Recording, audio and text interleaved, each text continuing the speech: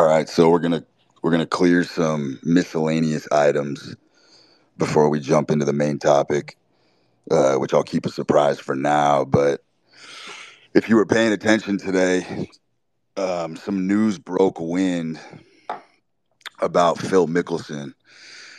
Apparently, lifetime he has wagered over $1 billion gambling. And if you recall from my last spaces, I was sort of rotating a theory that Michael Jordan's greatness actually stemmed from the degenerate dark nature inside him. In other words, he'd never had a love for the game of basketball. Basketball was the feed, it was the tunnel into feeding the dark degenerate nature. And I believe that a lot of greats essentially have to become great at something in order to feed the beast. And it's an absolute must. Hold on one second.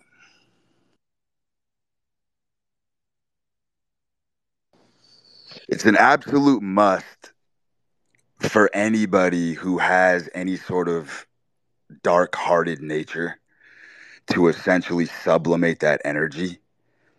Um, I believe this is ubiquitous, by the way. There are plenty of great athletes, obviously, that are more on the paladin spectrum, more of that sort of white light, celestial light. But 100%, every male who's excelling at something is 100% putting their demons to work. In other words, the demons are doing the heavy lifting for them rather than them trying to do an exorcism on the demons. If you do the exorcism on your demons, it's game over. It's 100% game over. Your demons have to work for you. And I believe this is a common denominator. And I think as we go through this culture and as we sift through it, you're going to find more and more stories. And my point is that for Phil Mickelson, I believe golf is the front. Do you understand where I'm going with this? I believe golf is simply the front to generate tons of money, power, an upward whirlwind. And then effectively what's happening is they're using that capital, status, and power to essentially awaken the beast within and fund a lot of what modern society would call degenerate activity, which I don't even want to call it degenerate, but it's a good descriptor for the case in point. So we see this happening over and over and again, okay? And then I was looking at that and I was looking at my own life path. And I wanted to, this is somewhat going to be a little bit of a biopic. I wanted to sort of dive into just my life choices, my life path, kind of give you a better understanding of how I have crafted the mindset that I have through some of the crucibles that I've been through. Some of you who are very familiar with my work will know that the last time I ever had a job was when I was 17. And the day that I got fired was the greatest day of my life. And I sabotaged it on purpose because I think I called my boss a faggot or something. And I knew that was the end. And when I walked off the job, I knew I had no more excuses. I knew it was just me and my wherewithal and whatever equipage that I had. And I now had to face the world head on. There was no more excuses to drag my lumpen soul into that fucking job that I absolutely despised. By the way, of everything that I've ever experimented with in my life, having a job was the most existentially torturous. Very hard to put into words the absolute nihilistic feeling of having to walk into a job every day. I was borderline suicidal at the time. It was an absolute, I mean, when I would wake up in the morning and have to go to that job and I would open my front door, it felt like I was in a fucking swamp. It felt like there were giant bats and fucking Tyrannosaurus Rexes and fucking giant spiders. Like it was very, very, very dramatic because my heart was telling me something. So what I did from the day that I turned 20 years old, I lived what I would definitely call a remarkable saga. I don't know that I've ever seen the life path that I've taken. I don't know that I've ever really seen it replicated. I don't know that I have. And effectively what I did was I decided to wake up every day with zero plan, amnesia, thick skin, didn't give a fuck about what happened yesterday, didn't give a fuck about tomorrow. I lived every day like it was truly my last day. And all I would do with the freedom that I had of just not having a boss ruling over me or anybody lording over me for that matter was I would wake up, I would go to a high-end coffee shop. I would loiter there, get to know the staff, fuck around, be a little bit social, look at motherfuckers in the eyes. But essentially, effectively, I got myself some home turf right off the bat. And I did it in a nice area. I did it in a really fucking upscale area. And I would go to the coffee shop and then I would get bored and then go to the fucking gym. And that's where I started taking up Olympic lifting. And then I would practice my lifts. And then I'd leave the gym mid-afternoon and I'd head over to the library. And I'd fucking scan the library, pick up some fucking dusty tomes here and there, find any interesting topics that I would find, and I would just pluck a book off the shelf, fuck around with it, skim it, flip through it, read it, take a break, go for a walk in the sun, come back, read some more. Then I'd go to the gym for a 2 a day. And then I would go to dinner with a buddy of mine every night. Sometimes he would spot me because I had $0, zero income, zero job. Now, I managed to climb through my entire 20s from the day I turned 20 years old until the time I hit 30 without having a job or any steady income whatsoever. Cash flow was never interesting to me. Never had a desire to buckle down and build myself an instrument that could just bring in money every day. I literally woke up like a fucking predator every morning, and I just had to figure out how to make money through deals. So I was never a cash flow guy. I was a deal guy. Like I could go weeks basically starving and hobbled and really fucking worried about where I was going to get my next meal.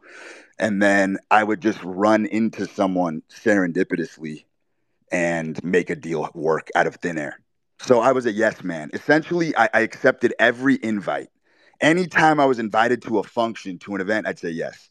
I was just yes, yes, yes, yes, yes to everything. If someone asked me a question and I had no skill set, I'd say yes. And I would throw myself into the fire and figure it out along the fucking way and start solving problems. Didn't matter if I was unqualified. There was no task that I was unwilling to do as long as it was on my terms. As long as it was on my terms, I would throw myself in deep and headlong, and I would just go hard at it. My whole ethos at the time was just maximize entropy. I want to ramp up chaos as much as possible because I know at the apex of entropy is where all opportunity lies. That's a fact. So the more chaotic my life is, the more I'm roving, the more I'm roaming around, the more opportunities are 100% going to spindle. And then I sort of can cherry pick what I want to do from there. And this was a very, very topsy-turvy, I want to call it anxious in the beginning. But over time, I eased into it and I became very comfortable waking up every morning with literally zero plan. Zero. The only structure of my life was the gym and my diet was A1. Now, one of the benefits of being a regular patron at a lot of the spots that I went to is sometimes I would be hungry and I would have $0. And I would have to roll up to a butcher or a restaurant, a steakhouse, whatever, and I would have to open a tab. So do you kind of see where I'm going? I was really, really exploratory with social dynamics and power games because I realized there were all sorts of rules that you could kind of bend. Like it's a very taboo thing to walk up to the owner of a restaurant and tell them, look, I need you to open a tab for me for a week. But they would do it. So I would get a lot of grace and some of these places would open a tab for me and I would eat fucking fine food and stay fueled. And then I would have to figure out where the fuck I'm going to get my next batch of cash from. And I'd end up settling with them at the end of the week. So it was a lot of stuff like that, a lot of juggling, a lot of shuffling shit around. But the epiphany that I had that was the most interesting was I was living sort of like a vagabond every day, but I was free. I was so free. I always had a good woman by me. I always had fucking friendships. I had this sort of local power in my community because I was a known face. I was out and about. I would get up in the morning at 5 a.m. and I would hit the road and I would start basically running the gauntlet and frequenting pretty much the same spots every day. So I quickly became a very, very familiar face in my neighborhood.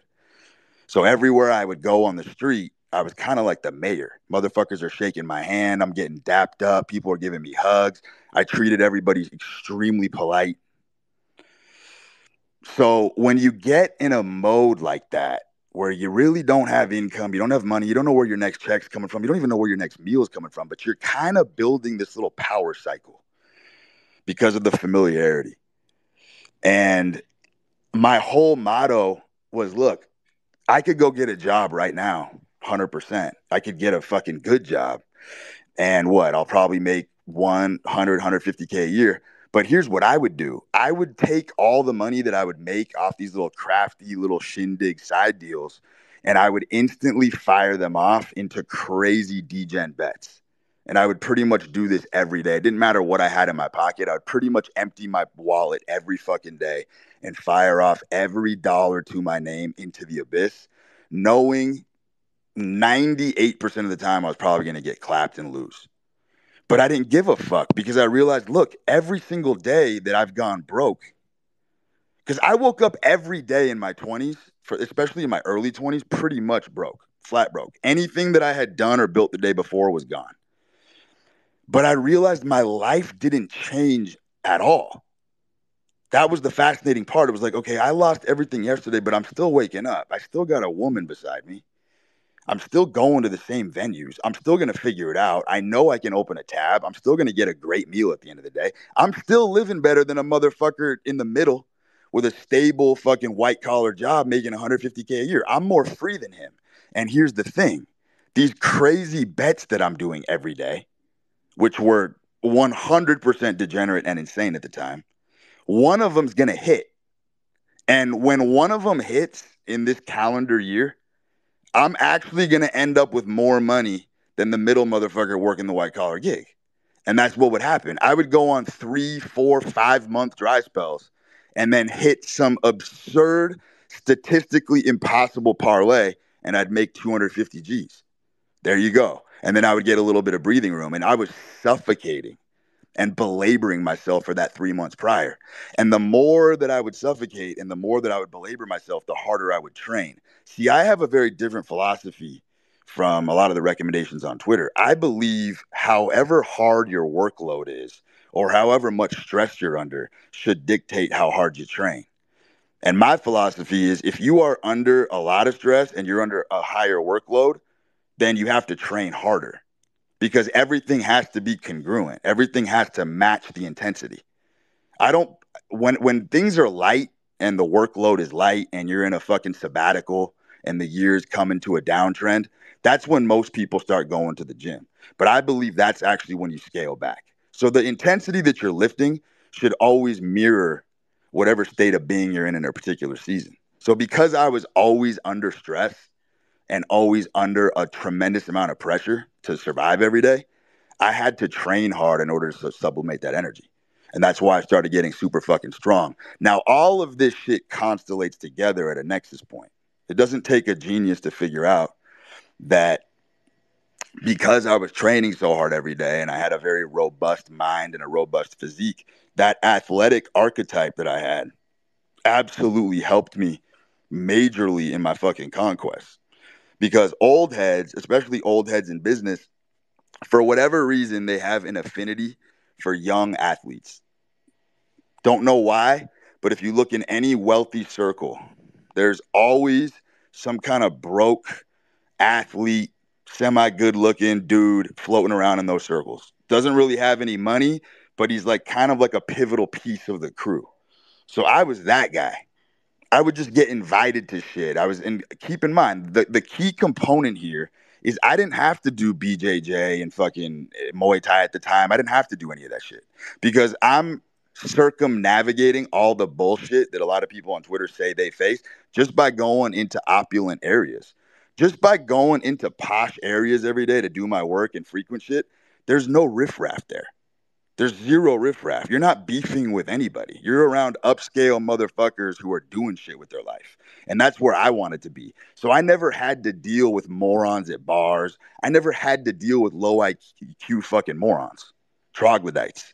You know what I mean? I never came across Neanderthals because I always selected my spots. I wanted to be around wealthy people because I knew wealthy people would be the one to throw me a bone, throw me a deal, whatever the fuck it was. And like I said, cash flow was not interesting to me. Deals were. So I would rather starve for 2 weeks and then have some guy, some fucking jeweler in LA come to me and be like, hey, I have $1 million painting. Can you help me find a buyer?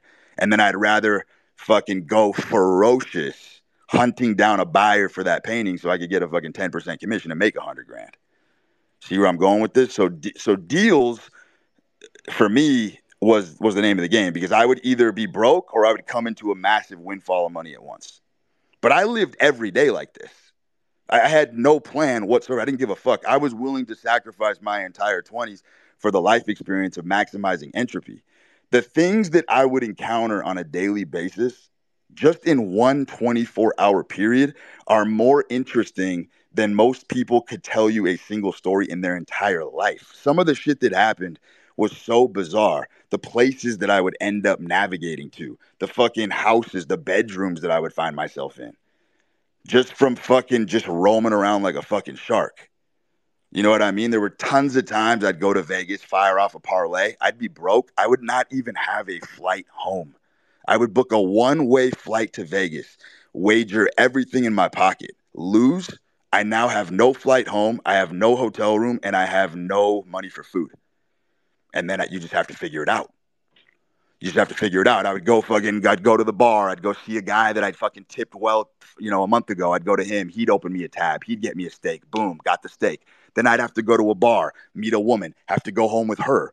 Then I'd have to fucking make a phone call next day, figure out how I'm going to book a flight, who's going to book me the flight home. Just 100% under maximum entropy at all times and just figuring it the fuck out. That was my method. Just put up shots. My only job is to put up shots, and I knew if I busted out, like I told you before, my life is literally just as good as anybody else's. I'm still going to be eating well. I'm still jacked to the fucking gills. I'm healthy. I got my 2 feet, and I got a head on my shoulders. That's all I fucking need every day. And I'm going to maximize opportunity, and I'm going to go around and flutter around, and I'm going to fucking just seek shit. I'm going to peek under every fucking rock and fucking clap its chicks. That was the fucking goal. And I did that for 10 years. I can't even tell you what I was, what I did, what my profession was. I don't know. It's ineffable. It's indescribable. But I made it through the gauntlet doing that. And the connections that I made along the way were absolutely absurd. Then I had a whole fucking host network of dudes who would just throw me fucking deals and opportunities left and right. And that's how I would make money. I was just like the middle guy. I'd fucking find someone or a placement or a slot for anybody who needed anything. I'd figure it out. Completely unqualified. I'm just living like a fucking bon vivant, gallivanting around town. But the most important part is I had fun. It was a game to me. I had a blast the entire fucking time. I didn't care about building a fucking business. I figured in my 30s, with the wisdom that I'm plunging from all the hellish spots that I've been in and all the network that I have, then I can fucking buckle down and build a business. You know what I mean? Like, I was very social. I was out on the prowl every day for a fucking decade. And when you're in survival mode, there's no insecurity. There's no fear. There's nothing left but action. You're not afraid to talk to women when you really are quasi homeless and you got no place to go. You know what I mean? It's like it's a necessity. I have to find a bad bitch who's going to take me in for the night. I can't tell you how many times I had a bitch take me in for the night when I had no place to go in my 20s. Happened all the time. Older women would take care of me. Older women would spoil me sometimes when I was fucking down on my luck. Just that type of stuff. But you can only get that when you're living at maximum entropy. Just sheer engines of chaos roaring every day. Every dollar I'm making, I'm firing it. I'm fucking firing it because I know the drought will come to an end. And let me tell you something. Those times when I would hit those huge tickets after 4 straight months of just being marred in tar and my own filth, when I would have to go to Vegas to collect on the ticket, there was nothing better than collecting that huge brick of cash at the window, going up to my hotel room and airplaning face down on the bed and just taking a fucking 10-hour nap. I would just go lights out. I would just conk out, put my phone away, wake up, and just bask in the glory that Brute did it again. This motherfucker pulled it off again. I had no idea how I was pulling this off every day. I'm just waking up, doing my routine, and I'm finding opportunity. I'm finding it. I am searching under every fucking rock every day, and I'm just meeting people and I'm reaching out to them. And all of a sudden, my deal pipeline, I'm just getting calls all the fucking time to do random fucking things. Absolute random fucking things. I'm going to pocket the money and I'm just going to keep firing. I actually do think the DGen gambler path is the most baller path in the sense that, and I want you to understand by gambler, I'm broad stroking that term. It doesn't mean necessarily betting on sports or blackjack. It means stacking a bunch of money and going massive on one thing that you believe in is a super baller path because it's low effort, high risk. And I think the low effort, high risk path is gangster as fuck. The slightly maybe more baller path, but you have to have an IQ probably above 140 to pull this off, is the DGen investor. DGen investor is a phenomenal path as well. We all know that those motherfuckers are stacking money. People who just exclusively invest. For me and my nature, the high effort, low risk path of building a business, which you could sacrifice 20, 25 years of your life. Yeah, you get a nice exit at the end. But that 20, 25 years of those precious times when you're in your 20s and you're still malleable and you're durable, they're gone, which is the shitty part. So you don't have the wisdom of getting your heart broken. You don't know how to deal with conflict. You don't know how to deal with women that are going psycho on you. You don't know how to deal with stalkers. You don't know how to deal with sociopaths. You don't know how to deal with fucking psychopaths, sharks in business. Everyone's trying to fucking hustle you. You don't learn any of that.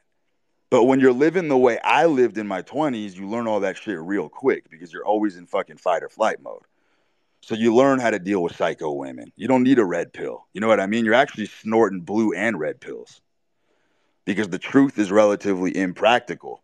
And so when you're in this state of mind, you're constantly gassing yourself up, and you got to basically, the mindset every day is you got to tell yourself you're the handsomest, funniest, fastest, strongest, baddest motherfucker in the room. That's the blue pill. And I think every man should be walking around like that because, like I said, the truth is completely impractical. So you might as well walk around with that attitude. And that's what I would do my entire fucking 20s. And it didn't matter if I lost or won. I was the same person every fucking day because I'm just having a good time.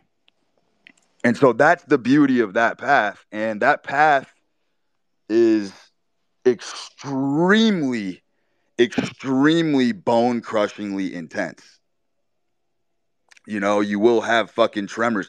You will experience basically the entire pantheon of emotions on a daily basis. So in one 24-hour period, you're effectively killing an entire life because you're cycling through on a gradient scale every possible emotion in the book. You know what I mean? You go from immense hope to immense despair. There's times when you don't even know how you're picking up your body and how you're continuing to drive yourself on because it just seems so hopeless. But you never know what you're capable of until you have to do something. And so the survival thing was phenomenal. And it just kind of goes back to my whole point about the whole dark-hearted nature is what sort of drives all of these personality characteristics forward. It's true. That video that I did the other day about being fat, I thought that was an incredible example because it is true. The billionaire, the conqueror, and the fat guy are all the same. They are literally the fucking same person because the billionaire has to become a billionaire. The fat guy has to eat. You know what I mean? The drug addict has to use drugs. They have to do that. And I don't even want to call those unfortunate conditions or even unfortunate afflictions because they're not. What it means is you have to overpower that compulsion so much to where it's actually minimized in comparison. You know what I mean? The Jordan example. Jordan built a multi fucking the guy's probably a billionaire empire specifically specifically so he could fucking fund his gambling addiction. You know what I mean? Like, it took him his entire life to build a mechanism, a juggernaut on wheels that's that fucking powerful to where he could feed whatever you want to call it, his lesser angels, right? But this is where people get it so fucking twisted. What you don't understand is the host personality that you have is the linchpin is so frail. Like, you really don't understand until you start getting into behavior modification and you start trying to take a scalpel and delete these parts of your personality that you don't like. You don't realize by removing one, you've actually tipped over a domino, and you don't understand how it can actually decimate other aspects of your personality that are holding the system together. That's the problem. So, and again, fellas, we're talking about a true food addict fat guy, right? Not some fucking loser who just fucking eats trash and gets fat for the talk of it. I'm talking about a guy who truly just has a passion for life and a fire in his belly that just loves to eat. Those types of fat motherfuckers, you know what I mean? Those are the types that need to lean into the fucking nature, is what I'm trying to tell you. Because it does spurn an entire host of necessary defense mechanisms that pop into place. I used funny as the primary example, but these motherfuckers are also, they love to hold court in public space, right? If you've ever been at a dining table, look at the motherfucker who usually gets the most airtime at the helm of the table, or the guy who talks the most or has the limelight the entire time. It's usually the big fat guy. That guy loves to hold court. You know what I mean? But that defense mechanism is only possible because he's the big fat guy. And it's like when you start doing behavior modification and you start tearing things in yourself apart that you don't like, and you start denying that they exist, the entire system falls apart. And that is a hell of a lot scarier than doubling down on what God gave you. That's 100 times freakier, because you're going to lose your identity and you're going to be in a vast chasm, a vacuous chasm of emptiness, and you're never going to really know who you are. This is why I told you guys, the RX on Twitter, that every male is supposedly going to get more confidence and be a fucking indubitable spirit if they fucking lift weights. That is a retarded, asinine concept. That makes zero sense. Some people's physiognomy literally does not match a jacked body. You know what I mean? Like, some people are literally just not meant to be jacked. And if they were, they'd be very fucking uncomfortable in their skin. Very, very fucking uncomfortable. So that is not a one size fits all thing at all. You know what I mean? And even with myself, I see motherfuckers on Twitter, they're like, I want to be more like you. So dudes are fucking getting mohawks, smoking cigs, Olympic lifting. It's like, you don't understand. The fat guy munching on fettuccine Alfredo and being a lazy piece of shit who's at least leaning into his nature, his philosophy is more like mine than the faker pretender trying to smoke cigs and start fucking shooting bets off to be more like me. The fat guy's way more like me in his core philosophy because he's being himself. And that's all I've ever preached or ever implored anyone to do on this platform. Is I want people to get closer to their edge, and I want people to get closer to God, in the sense that I want you to be more of who you are supposed to be without making these little bizarre incisions in your personality. It makes zero sense to do that. I'm not joking. I've never seen somebody who had a severe, first of all, it's a very gay attitude to life. If your urges are so weak that you can actually control your urges, you have no passion for life whatsoever. Your urges to do things should be so strong that the fire inside you would literally burn you to the ground if you didn't indulge it. You know what I mean? Like, that's masculine. Your fire should be burning so hard that you have to displace it or it's going to nuke you off the face of the fucking earth. That's what it should be. So this bizarre pattern of guys going into abstinence. Abstinence is a joke. Abstinence is easy. Anybody can abstain from anything. It's way harder to lean deeper into the thing that you want to do and own it, and just own it and figure out how to weave it into the greater tapestry and infrastructure of your soul and keep rocking with it, keep walking up the mountain with it. Because like I said, you don't understand the crutches that you use. Nobody seems to really, the human mind is terrible at understanding the totality of itself. So very simple mechanisms that people tinker with. A lot of guys will stop smoking, for example. They're like, I know smoking's bad for me. I want to stop. You don't understand when you take away something simple as smoking, you don't understand that you could topple the entire personality like fucking Pompeii. You know what I mean? Like you might have actually just unleashed Mount Vesuvius on yourself because you don't understand that you're coping, right? Smoking's a cope. Everything's a cope. Civilization is pushed forward through cope. Coping is the greatest fucking tool in a human being's arsenal, by the way. Whenever someone comes at you for coping, they're highlighting your strength. 1,000,000% of the time. Coping is a phenomenal fucking thing in the human spirit. It's like, what else are you supposed to do when you're in pain and you're hurt and you're fucked up? Supposed to not cope? The fuck are you talking about? Coping has literally built everything that you love in this life. Everything you love in this life is built on cope. From jet planes to skyscrapers to the fucking roads that you drive on. Someone coped their way to fucking build that. That's a fucking fact, to get out of the agony that they're in. Great art is built off of cope. You know what I mean? 5'7", short, ugly motherfucker gets rich as fuck and starts getting the women that you want. He coped his way to get there. How the fuck can you bash that? What the fuck was he supposed to do? Just be a 5'7", scrappy little fucking loser? Nah, fuck no. He was supposed to awaken the fucking Kraken within and do exactly what he did, which is become successful. By the way, something very interesting. I was going to tweet about this. For every point a man is higher on the 10 scale, for every point that a woman is higher on the 10 scale than 7.5, a man is lower. So 10 females always date 5 men in attractiveness. That's a fact. Look at the hottest women in the world, the perfect 10. She's going to be with a 5 male. 9s are with 6s, and 7.5s are all banging each other. That's how that scale works. So Beauty and the Beast, I know I talked about this before. It's one of the best fucking cartoons ever because it's got first of all, it's got the hyper stylized, hyper masculine archetype in the form of Gaston.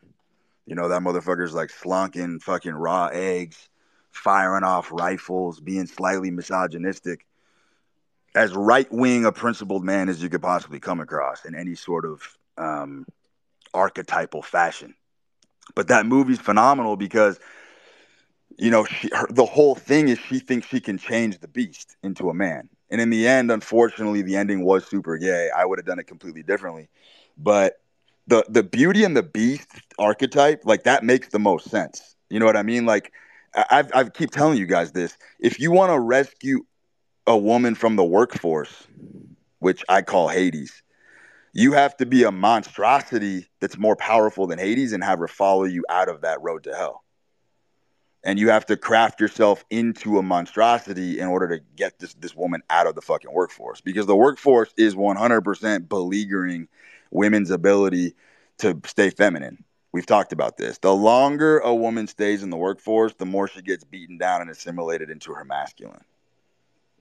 So it's just common sense. Like if you're trying to get women, if you're having trouble approaching, literally go to fucking coffee shops, go to fucking restaurants where you see new hostesses and servers.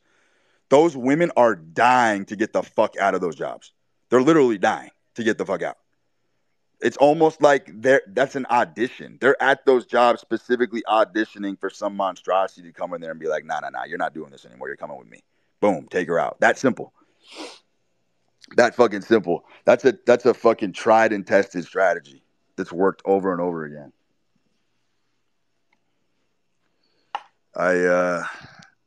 I'm highly debating opening up the floor again, but It's going to be ruthlessly enforced. Like I said, this is not a podcast. I don't want motherfuckers trying to hold court, or I will slap the gavel down and just instantly kick you off.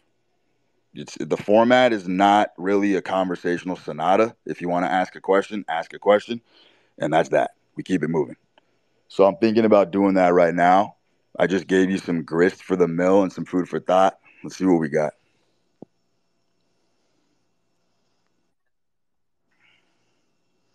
What's up, bro?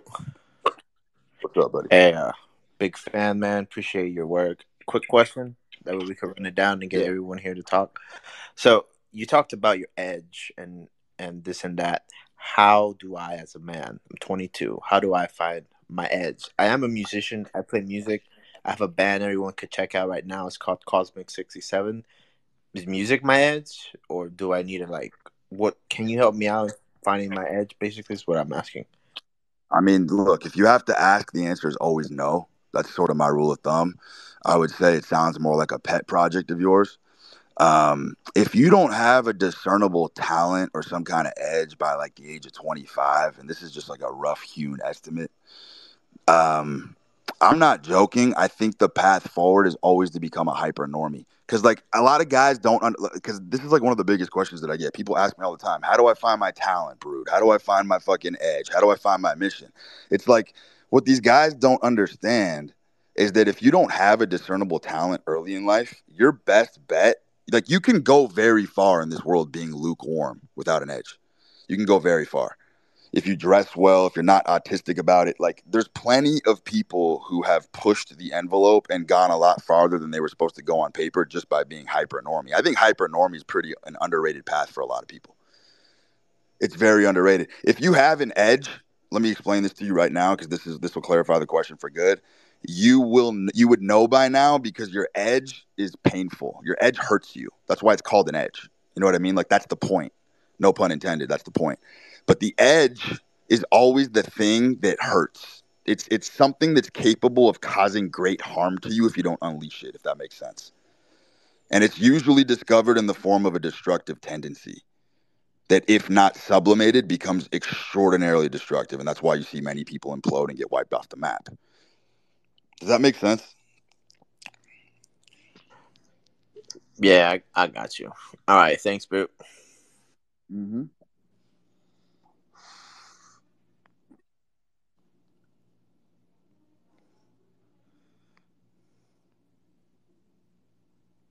Mr. Ayers.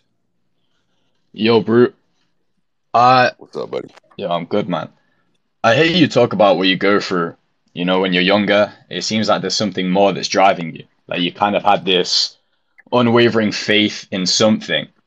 Now, I've kind of been tempted and gone down the path of religion, believing in faith and God, but it seems to almost numb the edge that I have because I seem to abstain from a lot of things that previously gave me almost personality and gave me a little bit of fire. So as of now, I've kind of been going off that path, but kind of delving into more like impulsive feelings. I'm not sure if you have an opinion on this, whether it's good or bad I or do. I do have an opinion on this, and this is exactly what I'm talking about. This modern culture in 2023. There's a lot of safety nets. I almost want to call them Venus flytraps that will catch you if you fall. There's a lot of self-help groups, religions. There's a lot of groups that will take you in and embrace you in open arms if you fall on your merry way. And what happens is, and look, I will broad stroke this and tell you all ideology to me is lame. I don't fuck with any ideology. I don't fuck with Christianity. I don't fuck with Islam. I don't fuck with any of that stuff for one simple reason. It's a copium. A lot of it is a fucking copium, number one, right? Which, as I said, cope is good. So I think that's good for a lot of people. But when things are going well, you don't have to chalk it up to any ideology. It's just sometimes things are serendipitous. You know what I mean? Like sometimes things are just happening rather effortlessly and there's no explanation for it. And I think that's a great fucking segue into the modern culture. If you're not getting things in 2023 rather effortlessly, you're a loser. Money's literally everywhere right now. Money's literally everywhere. Jobs are not that fucking hard. You can lease any car. Beautiful women are running around. Clothes are cheap. Like, we live in the most abundant age of all time. Life's really not that difficult. So if you can't get things going and figure out what you want in this day and age, I don't even know what to say. Those are the guys I just pretty much turn my back on, because we are in the age of abundance. We're actually in a more microscopic, you can sort of hone in deeper. We're in the age of the average man, really, is what we are. We're in the age of the everyman, the altogether man, because the top has been cropped. We've sort of cropped the top now. Like, the second in charge is where all the glory is right now. That's sort of where I get the suspicion and the feeling. If you look at all these powerful influencers, and if you look at all these powerful companies and shit, there's always a hype man. There's always a secondary right hand man who's pulling the levers behind the scenes, and that guy's the one cleaning up right now. That guy's the one cleaning up because he doesn't have the fame, he doesn't have the limelight, he doesn't have the spotlight, but he's rolling in the bank. He's probably got a fucking wife and a family and beautiful kids, and he's just crushing it behind the curtain, and he's a shadow man. So I don't even think the top is glamorous anymore, and I think it's scaling down. So second in command, I think right now is the best position in the world to be in. You know what I mean? Like a second tier executive, fucking phenomenal position to be in. You don't want to be an Elon. You don't want to be a fucking Zucker. None of those guys. You don't want to be any of those guys. Elon Musk has $230 billion, and he can't even lock down a woman. He's still thinking about Grimes. Like, what more? Like, what more proof that just money itself doesn't do jack shit than that? Like, that dude literally has been unable to stably maintain a relationship with a woman, and he's worth 230 billion with a fucking B. Look at Mark Zuckerberg. He's taken the fucking autist to jacked autist track, right? He's trying to get jacked. He's doing this whole MMA stunt to try to repair his image. But you know why his image is still on the floor? Because of his wife. Just go look at his wife.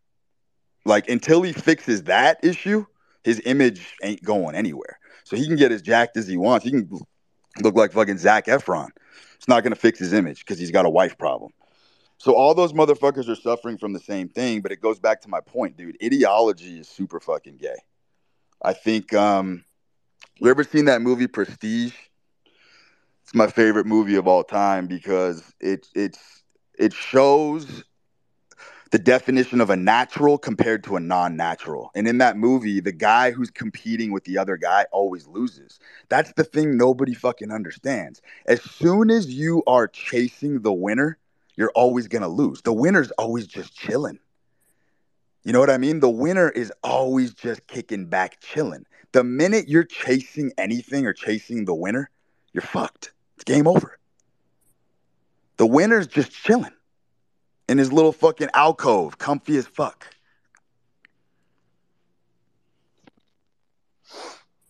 So I think that pretty much summarizes a lot of what you're going through. And look, man, I mean, look, some people when they fall on their journey, they need those ideologies and they need those crutches to fall back on. I'm not fucking vilifying that at all.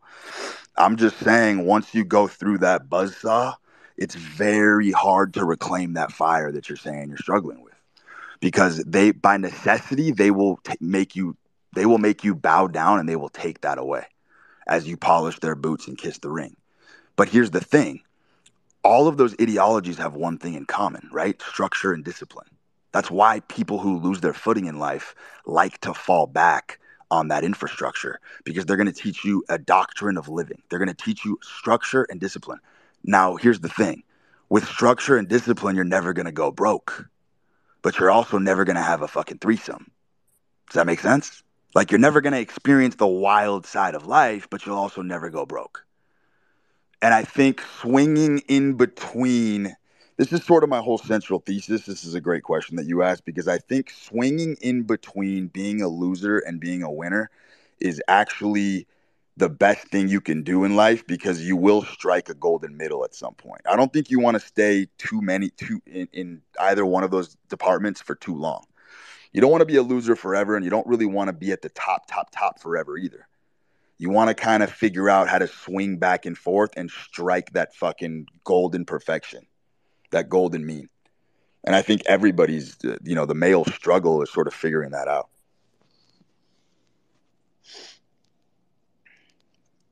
So that was a good question, brother. Yeah, man, I appreciate the knowledge. Yo, yo, Adler. Yo, what's up, bro? Quick What's up, question. brother? So you've touched on fate and destiny in the past. I was just wondering, in your opinion, what do you think? What do you think? Not fighting against your own nature and aligning with what's in your cards looks like I'm talking about me personally. in general. Like, how do you? What does it look like when someone is not fighting with their own nature? So it's like this. I do believe every problem in life has a solution. Okay, I do not believe there's any human problem that is not insurmountable in a person's personal life. However, however, I think it's a very important addendum to add to that not all problems are worth solving. Sometimes you actually do have to let the chips fall where they may and let your destiny guide you and let it play out. Let fate do its tricks, do its magic tricks. Because you can be too strong as a man. It's possible to actually be too strong where you're just constantly overpowering everything. And this is something that I've personally struggled with my whole life. My whole 20s story that I just shared with you, the end result of that was I became way too strong. And now I'm so strong that anything that hurts me or anything that comes my way, it's very easy for me to just discard it rather than rolling with it and kind of letting myself drift and kind of enjoy the flow of life. Because I'm so fucking tough from everything I've been through that it sort of has given me a very jaded attitude to everything. And so I think part of leaning into your natural fate, you know what I mean? Whatever the bishops or the blackjacks or whatever those gods are sort of stewarding you towards, I think it's important sometimes to just let yourself go into the stream and kind of drift a little bit and kind of let, like I was talking about the other day, the subconscious mind sort of figure out and calculate these issues. Because yes, every problem is solvable, but sometimes you just have to say, dude, it sucks. What you're going through fucking sucks. And sometimes that's actually the answer. It just sucks and you just got to go through it. It's like when you're super strong and you're super tough and you have the kind of shell that I've built, it's like I can just bulldoze and truck my way through everything in my life. I can literally blast through and hack and slash through every fucking problem that I have. But you lose a lot of the, I almost want to call it, you lose a lot of the juice of life itself. You know what I mean? It just makes you sort of jaded. It's like joy is not real, but misery is. I always tell guys this. I'm like, dude, joy is not a real thing. It's not something you can ever hold on to. You cannot internalize joy. That is not a state of mind or a state of being, or it's not even a mode. You cannot internalize the sensation of joy. It's a fleeting, temporary sensation that should be ravaged and massacred for all it's worth. But misery is real because misery can be internalized. Misery can be deeply internalized as a mode and as a state of being. And a lot of the greats and the figures that I talked about in my preamble today, a lot of them are harnessing that energy. Because joy is nothing. I mean, let's be honest for a second. In nature itself, there's not a lot of positive, right? Nature is somewhat of a miserable thing. There's a lot of like dark negative forces are a lot more powerful in nature itself than the positive. And that's why I'm pro drug, by the way. Because most people do not know how to escape the middle. And what drugs do, and I'm talking about performance drugs, like motherfuckers jumping on steroids, Adderall, shit like that, Coke, whatever the fuck people do. Drugs are not my thing because I'm one of the blessed ones who has a great personal struggle to overcome. And the negativity fuels me far harder than any drug could possibly fuel me. So I run off the fumes of just the negativity that I've been surrounded with in my life. And that propels me to great heights. However, for people that don't have a genuine great personal struggle to tap into, drugs are the only thing that's going to really get them out of the middle because there's not a lot of positive to work with. So they don't really have the fuel or the ammunition or the gunpowder. The powder keg is often dry. So those are the guys who jump on fucking steroids and Adderall and Coke and try to be ballers and CEOs. Like that actually does work. It pushes them out of the middle. My whole fucking mantra on Twitter is I just want to get as many people who are destined for it out of the middle because I think middle is fucking hell on earth. So I would rather you either be on the fucking worst end of the bell curve or the high end because that's where all the juice in life is.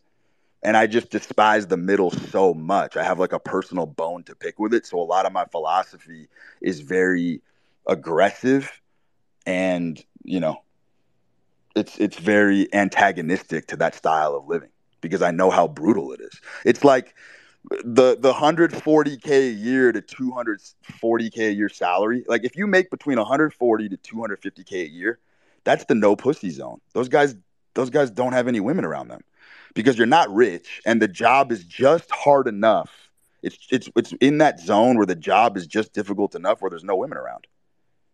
You know what I mean? So that's like a perfect encapsulation of what I mean by the middle. Like anybody will tell you, the guys that are making 150 to 250K a year, they struggle immensely in the dating scene. They can't find a wife. They can't lock down a chick. They're just always on the fucking struggle bus spinning their wheels. You know what I mean? And I feel for those motherfuckers. Do you have anything to add to that? Because I actually really like your account, and I agree with a lot of your takes. Yeah, there's a lot there. As far as if I have anything to add, honestly, I kind of come into these things the same way that most people come into them, just to learn and listen and absorb. A bit of a younger cat, so there's not much that I could add that would kind of add too much to that. But yeah, man, I appreciate it. Right on, brother. By the way, I mean, his question was so good because, he's talking about intervention. He's talking about sort of interfering with your fate. And we've talked about this before. America is the perfect land. It is the holy land for the ambitious and driven bulls. It just is, because a lot of what happens in America is it's people making phantasmagoric mistakes and then just outrunning the fuck out of those mistakes and patching it along the way. That's literally the perfect snow globe. If you could put America in a snow globe and give it a synopsis, that's what it is. It's maniacs running around making sometimes horrific mistakes, but if you move quickly enough and you let your subconscious sort of take over and problem solve, like we were just discussing, you can patch a lot of that stuff up down the road. And that's a lot of what happens within high level companies. Like if you look under the hood of a lot of these companies that are functioning, they're very dysfunctional because the people running them are out of their fucking head. And America 100% rewards that behavior. America rewards that type of behavior, rewards people who move very quickly past their mistakes. The people who dwell and harp on it, they sink in quicksand and they get fucking dealt out of the game pretty quickly.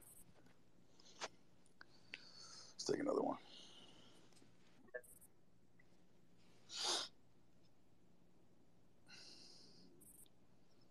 What's up, Nate? Nate, what's up, bro?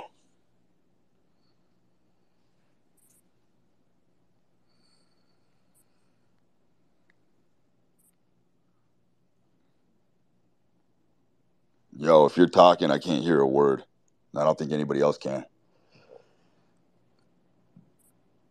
I'm going to pull up another speaker.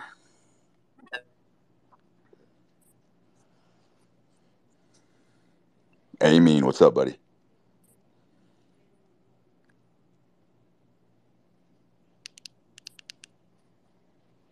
Amin, you're on. Motherfuckers disrupting the flow over here.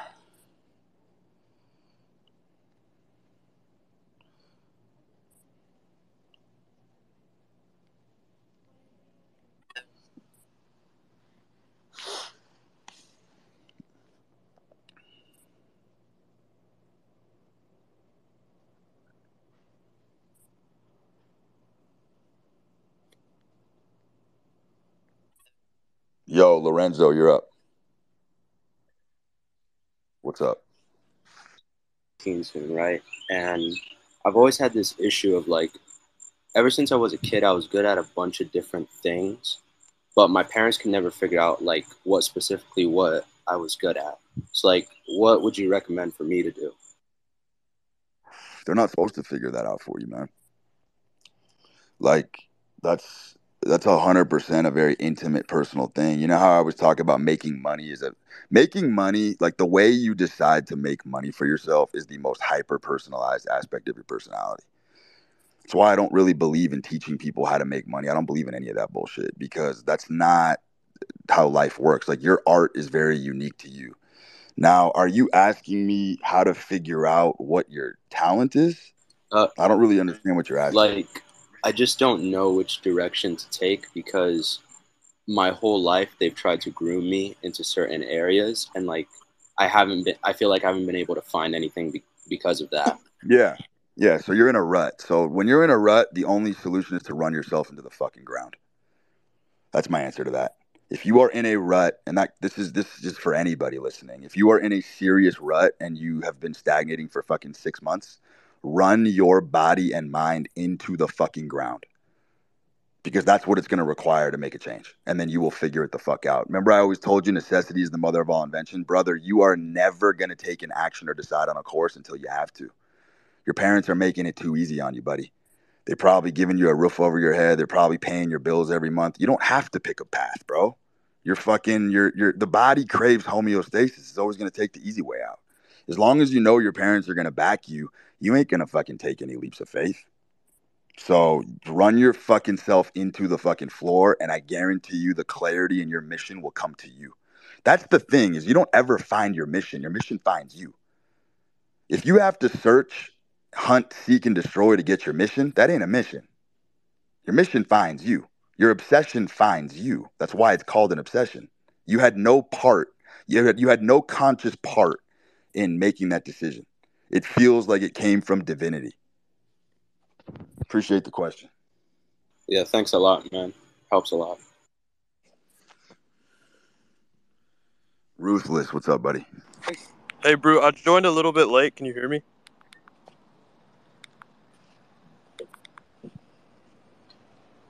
I can't hear you. Yo, you're Yeah, up. can you hear me? Okay. Yeah. I don't want to sound rude, but to my understanding, your last marriage resulted in a divorce, and I know like you went through a divorce when you were younger as well. So I just wanted to know, like, is there anything specific you were going to do to like remedial the fact for maybe like Brute Junior? Because like you said, it affected your life a lot when you were younger. So I wanted to know, like, are you going to like make Brute Junior kind of figure out how to go through that parental split on his own, or do you have a plan for that at all?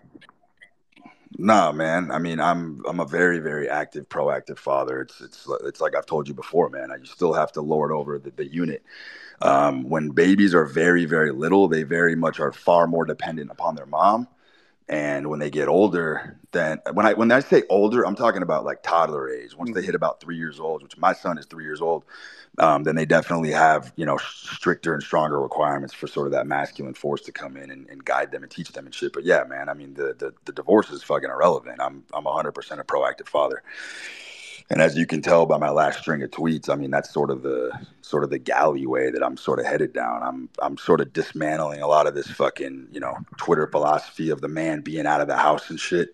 I think most of that stuff's absolute fucking bullshit and garbage. I think in order to have power over a household, I think the man has to be present and in the game with his woman very often.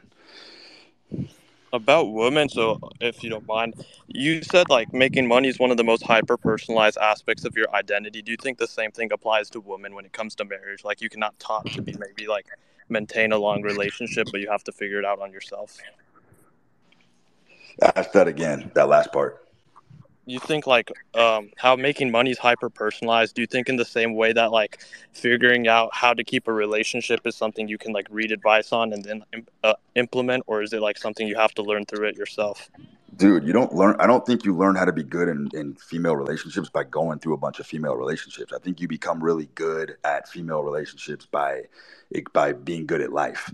Like the life experience you get from business, male conflicts that you've had, a lot of that stuff is the stuff that becomes very valuable within the context of a relationship. Because ultimately, I've said this before, a woman just wants to know, like a woman gets most of her sanity and comfort in a relationship by knowing that she cannot fool you. That's it.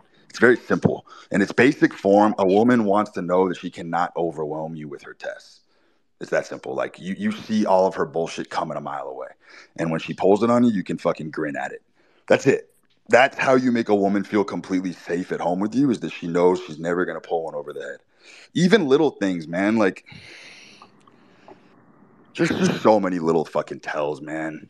Just being rock solid. Like, being rock solid in a relationship just has to do with all of your life experience combined. It's like just being desensitized, I think, is a very masculine energy. By the way, masculine energy is a very dumb energy. Like, if you've noticed, a lot of very smart, doesn't matter how high your IQ is as a man, masculine energy is dumb. And it's supposed to be that way. It's supposed to be dumb because that's sort of what the hunter doesn't really predict the future. It just is, it's a capitalist. It seeks on opportunity that presents itself in the moment. So it's dumb in that way. It doesn't really need to calibrate too far ahead. It has faith and full confidence that every single day it's just going to put its best foot forward and things are going to work out. And that could be considered dumb when you have a neocortex. But yeah, man, that's pretty much the crux of that answer. I'm going to move on.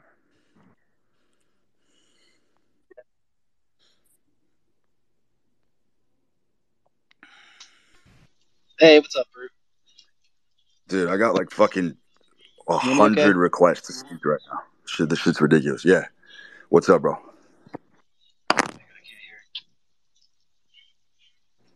Yo, you're on. So, I struggle a lot with the self-talk, and I listen to a lot of your spaces, and I get the whole self-talk concept. But basically, I'm divorced. I got 4 kids with my ex. I just had a new kid with my girlfriend now, and she has 1 kid from her prior relationship. And what I struggle with is, I try to see my kids as much as I can. I do a lot with them, very active. But then I'm taking care of her.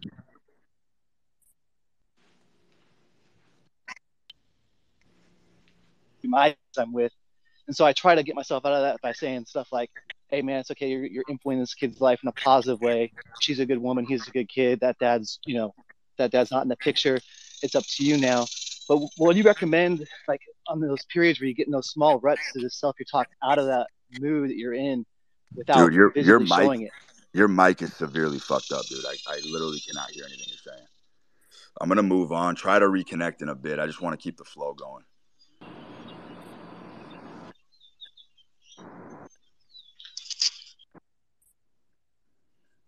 Yo, Taha.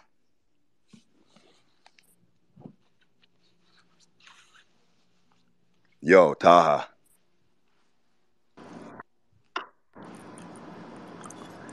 Can I go in? Yeah, bro. Go on. Thanks, Bert. So I got zeroed out this week, and it's been a process of just me not doing shit for the last few months, even though I know I'm going to be in a bad situation. But I can figure out why I let myself go so fucking bad. I have like bills to pay. My girlfriend, I broke up with her like 6 months ago, so I had a lot of shit going on that I could have used as fuel, but I didn't want to go down that path. You don't want to go down what path of solving it? Yeah, I mean, maybe it's just like using. You're saying you're letting everything fucking destroy, correct? Yeah, I mean, dude, that's a natural fucking cycle. I mean, I completely understand that. Sometimes a lot of men will just let things, they want the fire to lick closer at their feet before they take action. You know what I mean? I mean, it goes back to my fundamental principle of men will never change unless they absolutely have to. And obviously you don't like the situation that you're in, and so you're fucking trying to topple Rome. I mean, I get that because you're looking for some kind of renaissance from that. I mean, you just got to ask yourself one question. Sometimes that's rooted in fucking cowardice, because what I see a lot of men do is a lot of men want everybody else to make the first move. And I believe all male depression is 100% a result of waiting for someone else to make the first move. That's where male depression stems from. In your situation, it seems to me that a lot of men, they don't have the balls to essentially extricate themselves from a bad situation, so they want somebody else to do it. So a guy will be with a girl he doesn't like, and then he doesn't have the balls to leave, so he'll purposely just fuck up the relationship so she leaves him. Or he'll be at a job that he fucking hates, and then he'll purposely, subconsciously start doing shit because he wants to get fired. Very few men have the balls to take the initiative and be the one to make the exit, because then they have someone else to blame, right? The girl, they can fucking blame the girl. She left him. Now the whole narrative has changed away from your favor. And so if you're playing that game with yourself, which is extremely self-deceptive, then that's just fucking cowardice. Okay, thanks. Hello? Can you hear me? Yes, I hear you. Oh, can you hear me? I hear you. Oh, yeah. Sorry, my mic was playing there. Yeah, how you doing, guys? I mean, I'm not married. It's just I Yo. joined this space. You got to jump right into a question, brother, when you get up here. We're not doing backstories. Do you have? If you don't have a question, I'm going to keep it moving. Okay, what's the question? I mean, No. Stop.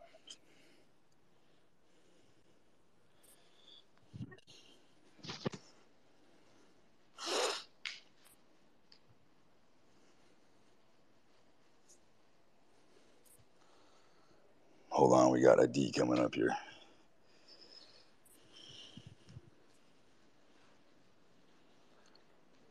Dude, this shit is taking forever to connect.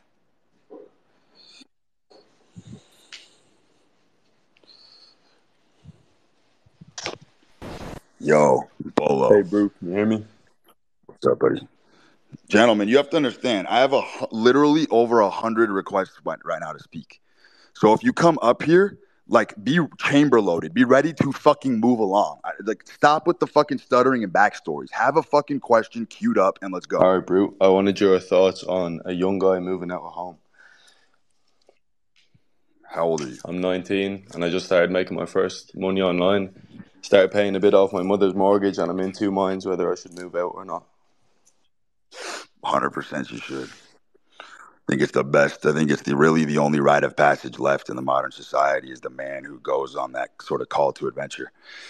I don't think any young man should be still chilling at home past the age of 18. I think it's an absolute atrocity on his own masculinity, and I think it's an atrocity on the human spirit. 100%. That's just my fucking sort of blasé take on that. Yep, 100%. Thank you.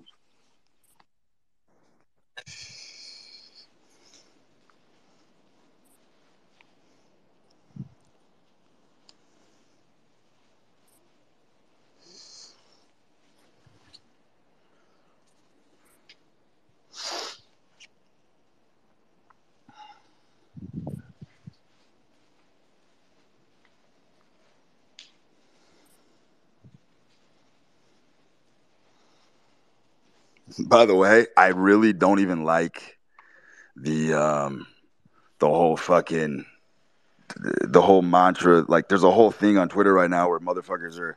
I sort of get the roommate thing when you're young, but like if you're a guy living with like 5 dudes and shit, and you're all splitting rent, trying to make it in life, like that's number one, pussy repellent. Number two,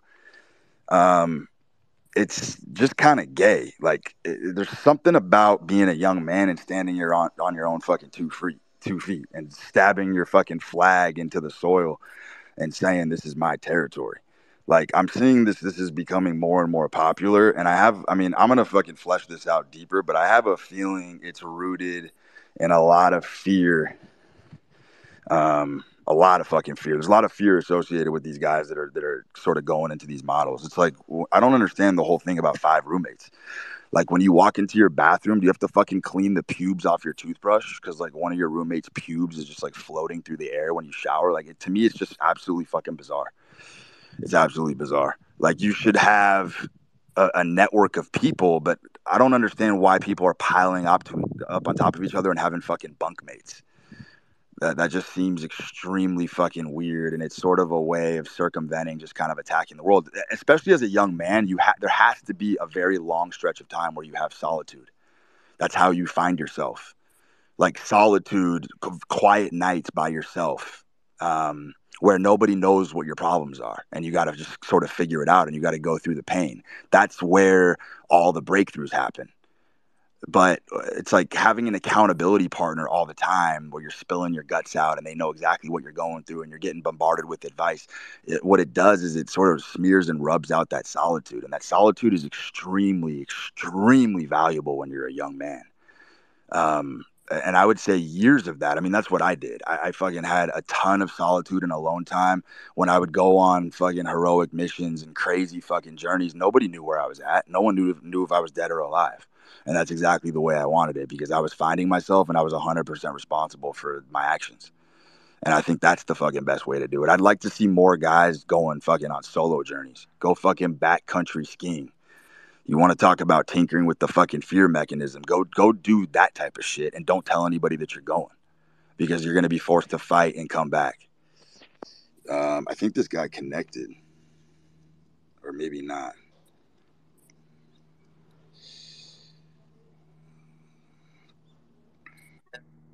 Let's get Caesar up here. Yo, Caesar. Yo, bro, can you hear me? Yes. Yo, it's been a minute. I hope you're doing well. Didn't expect to come up, but I do have a question. So in terms of your, I'd say, philosophy, I've been following it for a year.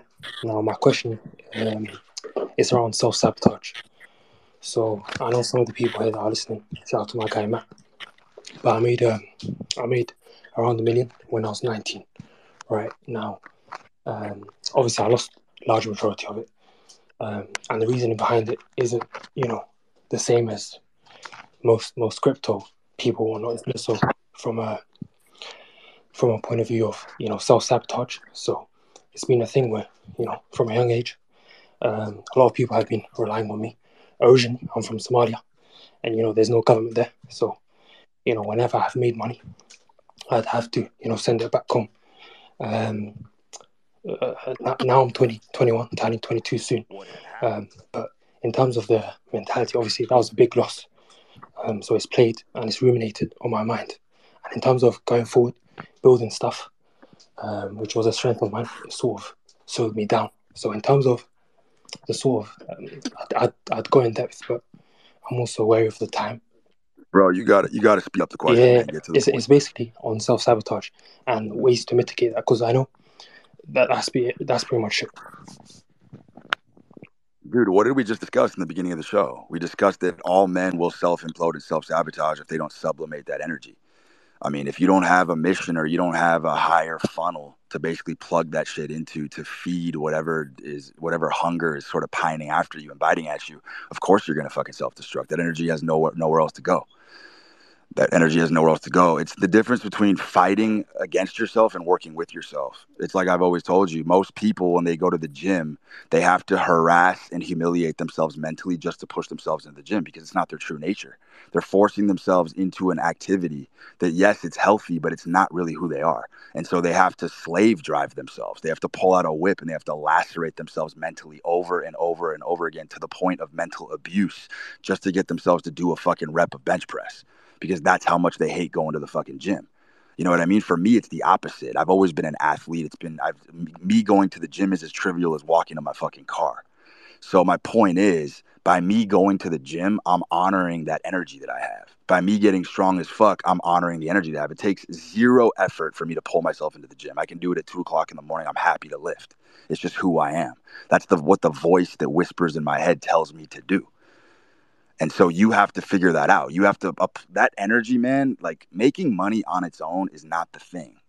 It's not the fucking endpoint. We just talked about a bunch of rich dorks who still struggle in life. Like, that's not the goal. The goal is to build mechanisms and systems around you that can feed whatever darker aspects of yourself are looming, so that you don't fucking hurt yourself. That's the idea. Like, I said it, but Michael Jordan became the greatest basketball player of all time. No one wants to acknowledge this. Specifically, and this is all subconscious, specifically so he could fund his gambling habit. That's a fact. If he didn't have that dark, degenerate nature inside him, he never would have had the impetus or the moxie to become the best basketball player of all time. That's how fucking powerful and ferocious that energy is. It's primal. And if you don't do anything with it, then you're just a name on a tombstone that nobody remembers. You know what I'm 100. saying? You know Yeah. what I'm saying? So the only way, and I'm convinced of this more and more as I go through life, the only way to beat an affliction is to literally inhale its spirit until it's been consumed so much and so often that it has a sort of a nullified effect on you. It has a dulled effect because you're applying that energy into something that's way more vast and expansive than you could possibly imagine. You have to have an empire. You have to become so powerful that substance, whatever it is that's been holding you back, has a nullified effect. That's how you mitigate it. That you have to become a phenom. There's no choice for the chosen ones that are born with an affliction. You have no option. If you're an addict and you can't stop hurting yourself or abusing yourself, you have no choice but to embark on the greatest adventure of your life and build an empire. You need infrastructure. You need people around you. You have to build that yourself so that you have an engine that's constantly churning out resources in order to mitigate that. That's literally the only answer. Awesome. I think That's why rehab doesn't work. It's why talking about your problems don't work. Yeah. Because those urges are way more powerful than words. Do you understand? These are primal facets of life. Nobody has figured out how to rip out the plumbing. Like, that central nervous system is wired a specific way, and no one has been able to get deep enough and crack the kernel of the core to get in there and figure out what the fuck's going on. Like, this is the human quandary. This is the human Zen koan that every philosopher's been trying to crack forever. No one's been able to figure it out because we all know that if you do have an affliction of that capacity, you have to become a great. You have literally no other option, or you're gonna burn away, or you're gonna burn out and be a figment of somebody else's imagination. Yeah, the main thing would be because you've spoken about this a lot, even from last year on the SoundCloud. One thing we mentioned a lot, and I think it might help others as well, is more so the self-image. Because you talk about addicts and whatnot. I grew up next to a crackhead, which was my neighbor. So obviously the self-image doesn't align with one of being, a millionaire and whatnot.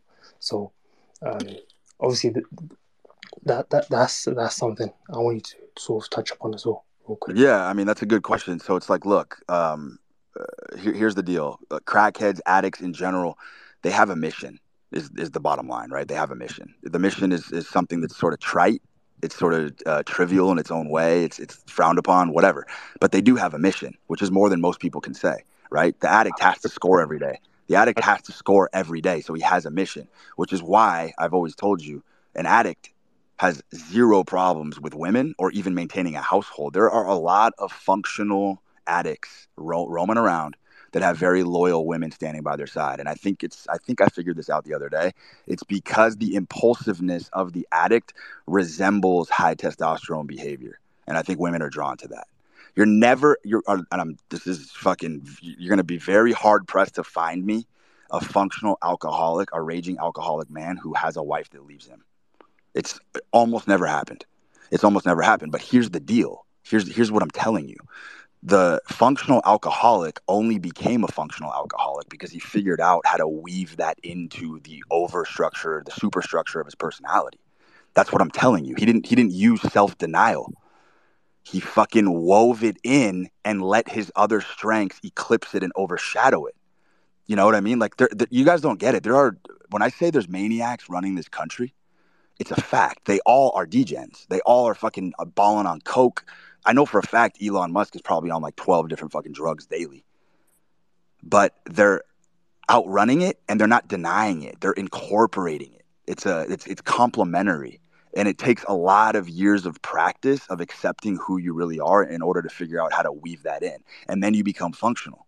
You know what I mean? There's kingpins all over the world doing majestic things, moving huge numbers, doing crazy business, fashioning together deals like MacGyver daily that would fucking make your head spin and your eyes fall out of your head. But you know what they all have in common?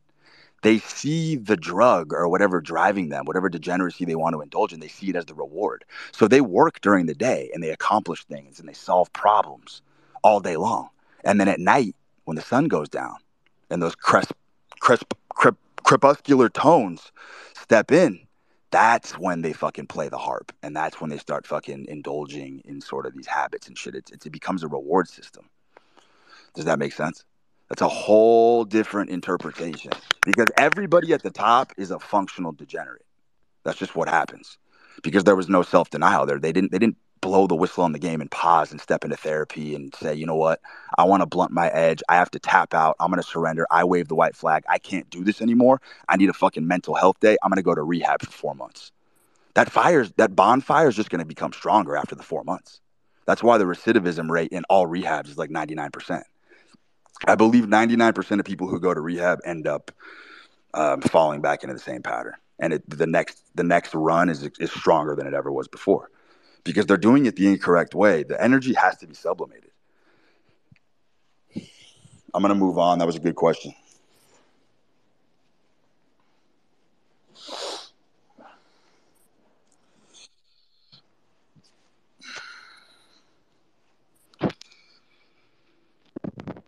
Yo, bronchitis.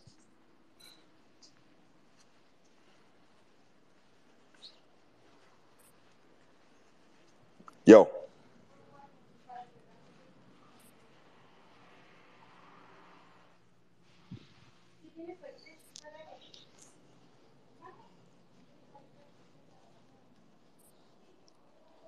This is an insane fucking streak of calling people up and having their microphones not work. Not even humanly possible. Yo, John. John, you're up, buddy.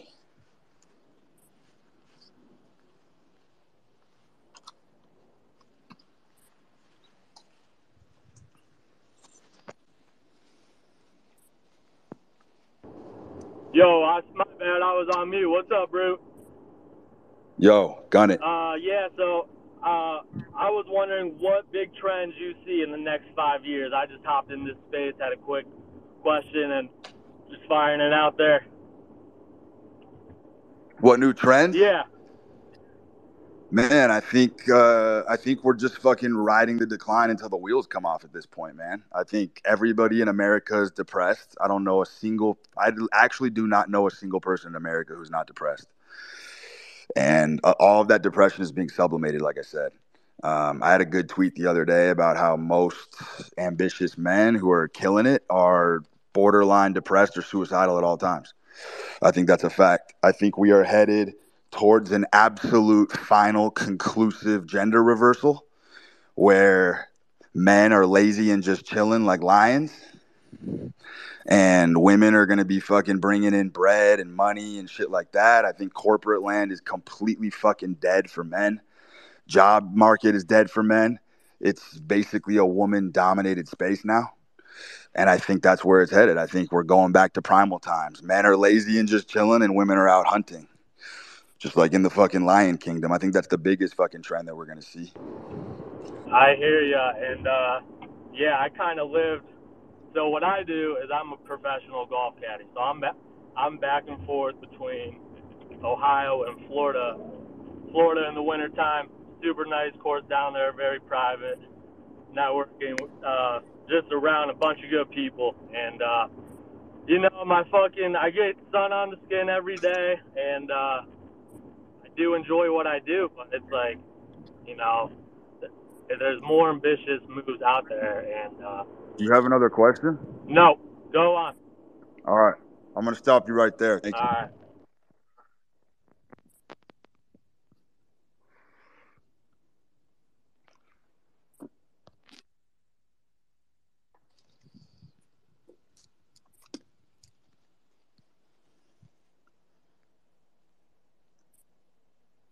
Yo, Fred. Yo, Bruce, how you doing? Good, man. Talk to us.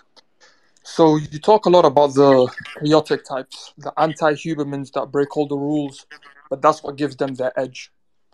In your experience, at what point does the breaking the rules and the degeneracy start to not really like give you opportunities and bring you forward and all that kind of stuff and actually get in the way of things? Does it have to end at one point? Yeah, I mean, of course it does. Like, it's like that earlier fella said. All his only mission was to fucking make money. Making money for the sake of making money is not going to work for most people. It's not going to solve your problems. It's really not. I mean, everybody has this sort of golden rule that they think if they make a ton of money, they can just rest on their laurels and coast the rest of their life. That's not how the game works whatsoever. You're going to get eaten alive. You're going to get eaten alive by predatory women who know the game better than you do. On average, I would say in this current society, women are a lot smarter than men. They're a lot sharper. They're a lot more calibrated and fine-tuned to what's really going on. And they are devouring men, especially rich men. Rich men are getting absolutely pounced and preyed upon. And that's a common theme because everybody seems to think that money is just going to solve your problems. And as we've outlined 100 fucking times, that's not the case. So to go back to the original point, you 100% do have to build vehicles outside of the degeneracy. The degeneracy, I don't even like that word because every male has a dark nature that they 100% need to bring forth if they want to have a complete life. You have to travel the left-hand path before you can travel the right-hand path. And it's sort of like I've said before, I consider myself a Buddhist. I consider my philosophy very Buddhist, but the catch is I arrived at Buddhism by traveling the complete opposite direction. You know what I mean? And most paths that are worth journeying are like that. You know what I mean? It's like the Mobius strip where there's a twist in the middle. Wherever you start, you sort of end up on the back road of where you began. And so in order to sort of find that sort of salvation and emancipation, and I want to even say clemency, you have to travel the opposite path of where you want to go in order to get there. That seems to be a universal rule of thumb. You know what I mean? If you want to get to Christ, you fucking take the left-hand road to get there. It's just a ubiquitous thing. And I don't think running towards the light in the beginning is the best way to go. I think you have to run towards the dark so you can better understand yourself and understand the impulses that you have. The more you squash those things, the further you will ever find any sense of contentment or fulfillment as a man. You have to travel the left hand first and understand the dark impulses. And then once you go to the light, you're an indomitable force. No one can fuck with you because when you journey through yourself, you've journeyed through all of humanity. You understand everybody's behavior. You understand there's no human behavior that is weird or bizarre to you anymore. You understand everything when you journey through yourself. Right. I ask because a part of me feels like, as you said, moving to the left before you move to the right, that if, like, I don't know why, but the more I succeed in life, the more I feel like if I let go of the left now, it feels like defeat in some way. It is defeat in some way because, like I said, you don't really understand. It's like taking a block out of the game Jenga. You don't understand when you make an incision in your personality and start deleting things. You don't really understand where that fault line is. Nobody does. Nobody really understands where the foundation of the structure is built upon. So if you start removing blocks, you could just topple the whole thing. And then you're back at zero again. You're back at square one. So I've always said, embrace the flaws that you have and learn how to incorporate them because the people who are winning are all embracing their flaws. They're just throwing it on their shoulder and continuing to climb up the mountain. They're not pausing and trying to figure out, okay, I got to stop doing this. I need more structure, more discipline. I need a quiet space to work. Dude, 2023 is the year of dopamine, man. Like, if you can't navigate the world with your dopamine receptors fried, you're totally fucked. You're hung out to dry. You're a sitting duck. Like, you got to be able to work with music blaring, the TV on, kids screaming, fucking all sorts of chaos going on in the background. If you can't fucking get work done outside of a quiet, perfectly centered environment, I think you're screwed because the culture is headed more towards sirens blaring, cacophonous noises. Like, you're never going to really incubate yourself against that. Because the attack point in social media and culture is we're in the era of the blurb, right? Like, we're in the era of the soundbite, the blurb. Everything's a flash in a pan. Everything's happening so quickly, so fast that you have to learn how to maneuver amidst the chaos. That's why I told you geniuses lord over chaos. You know what I mean? If you need a bunch of systems to work and you need a bunch of systems to run your daily life, you're not a natural. You're not a natural. And that's a very, very painful thing for a lot of people to admit, is that they're not a natural. They just can't hack it without those systems. And that's fine. I mean, they're doing whatever they can, but a natural don't need systems. You know what I mean? You'll just take chaos all fucking day and you'll improvise and you'll figure it out. And I think that's my central message. I think guys need to put themselves in spots where they just have to figure it the fuck out and learn how to fucking drive up those creative juices with their back against the wall, because, you know, corners are opportunities for creativity.